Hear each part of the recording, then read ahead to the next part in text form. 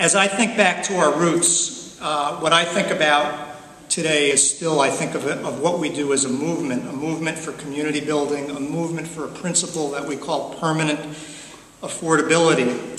A willingness, again, to be advocates, not just to be practitioners and developers, but to be advocates, to take enormous risks, sometimes to fix the mistakes we did make along the way.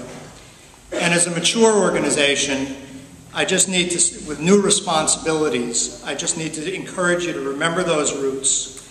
The demands we made, that as housing advocates, were really fundamentally about human rights and justice for the most vulnerable among us.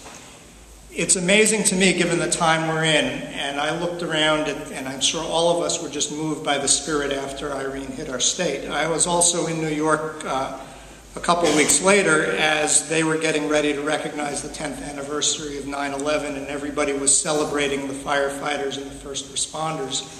And at the same time, we have this raging national debate in which we're being told we can't do community building, we can't afford community building, we can't afford to take care of each other, to care about each other. And even at the state level, and ask any of probably the best legislative delegation in the state, it is really difficult to have a conversation about raising revenue to build community. But that's exactly why the Housing and Conservation Board was created in the 80s, when Reagan had cut the housing budget 80% and cut the conservation budget 90%.